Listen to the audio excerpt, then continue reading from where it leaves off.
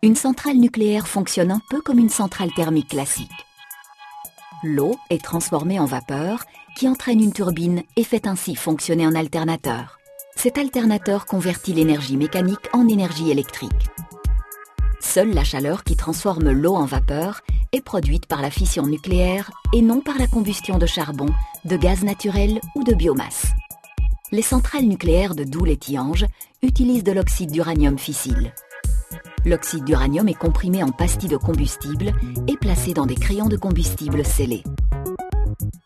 Plusieurs crayons forment à leur tour des éléments combustibles qui sont immergés dans une cuve de réacteur en acier de 20 cm d'épaisseur sous l'eau. La cuve du réacteur est ensuite fermée hermétiquement. Le fractionnement de l'uranium peut maintenant commencer.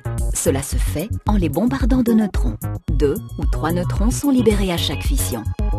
Celles-ci provoquent à leur tour de nouvelles divisions et vont ainsi créer une réaction en chaîne. Dans un réacteur nucléaire, il est important que cette réaction en chaîne se déroule de manière contrôlée. Après chaque fission, un seul neutron libéré peut provoquer une nouvelle fission.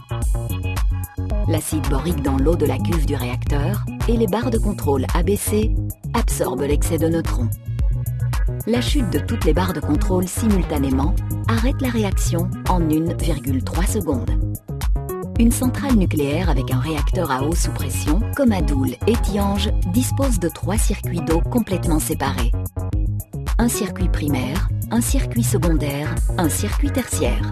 Dans le circuit primaire, la chaleur dégagée lors de la fission des noyaux d'uranium chauffe l'eau du réacteur à une température de 320 degrés Celsius.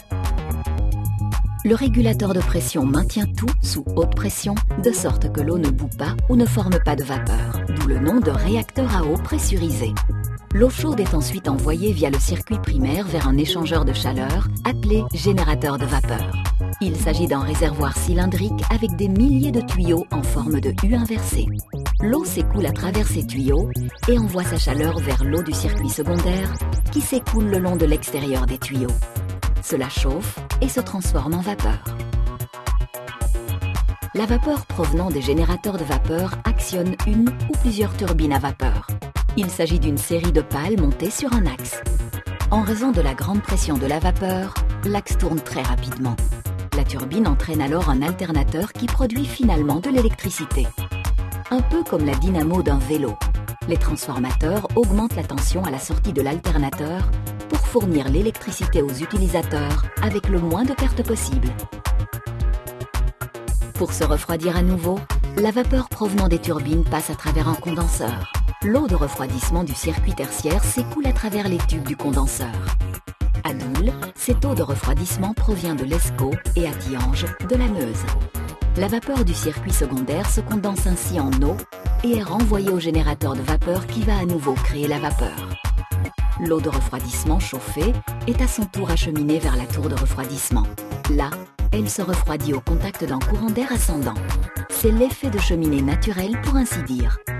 La majeure partie de cette eau est collectée dans un bassin au bas de la tour de refroidissement, puis renvoyée au condenseur. La quasi-totalité de l'eau est ensuite rejetée dans l'Escaut ou la Meuse.